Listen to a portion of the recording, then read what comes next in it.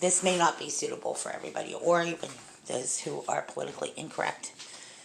We also have an FBI warning for those of you who hear our reports. This is maybe disturbing, so we use this for educational purposes only.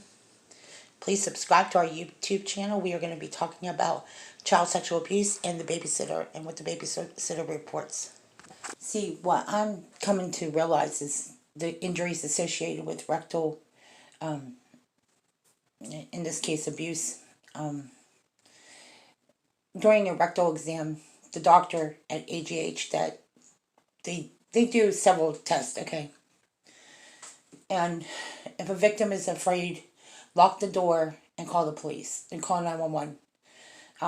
It's a basic, simple thing. What I was a witness to tonight was that the perpetrator wants to have some kind of sex with a man, okay?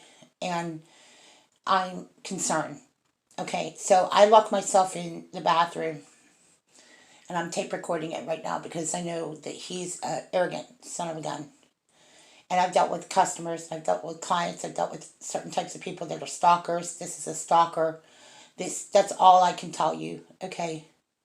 A stalker doesn't have to leave a bunch of physical signs. All you have to do is see certain things are not normal, like not going to work on time, not going to school on time.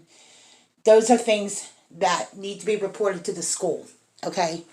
And if they're not at school on time or at their friend's house, or, not showing up at, their regular places, it's time to make some phone calls and ask questions about, what's going on, okay?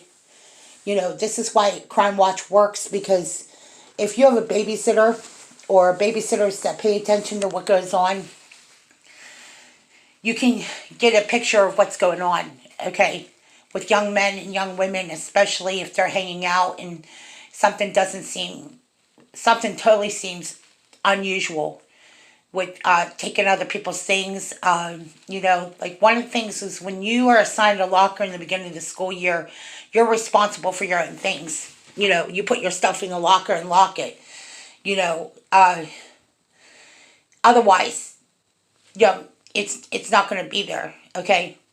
Same thing with your room. Like when you go into your room, you make sure you put your stuff away. Take care of yourself properly.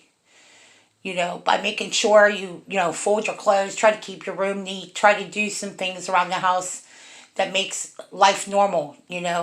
If you could do dishes and do things around the house, do chores, that's not required.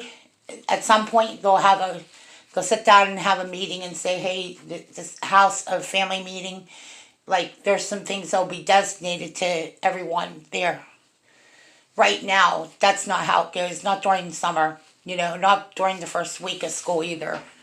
Usually into October, right before Christmas, people, start picking up extra work, for extra Christmas money. Or if you're doing it now, you save money for Christmas, for vacation at least, that is.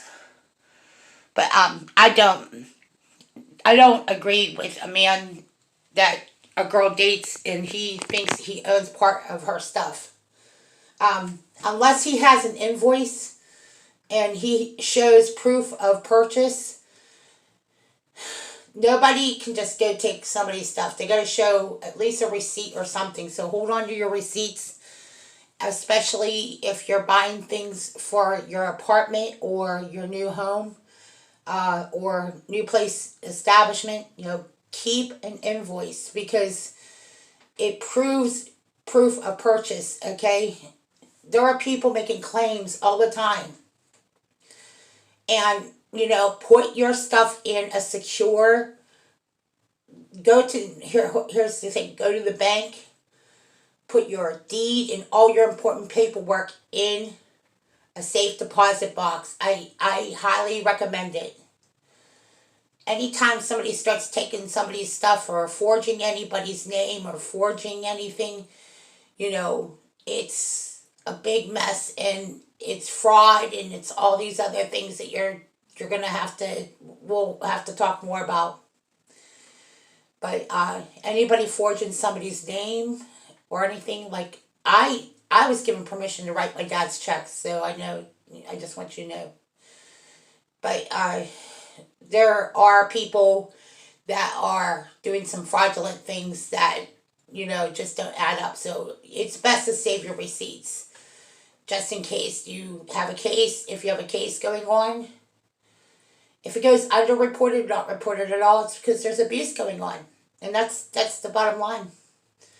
So I would say keep yourselves in a locked, safe area and call 911. That's the only thing I could tell you. Because what I just saw was not good. And I'm a babysitter. Okay? I've seen a lot of things happen babysitting that upset me, you know. So I want to have a working relationship as a lived-in nanny, or if I'm in a lived-in situation, I want to be able to have the response that I'm expecting, having had the issues with the daycare center already. I need you guys to know that you don't want somebody to look the other way. If it's something important, I want a response. I want a response right now. Thank you.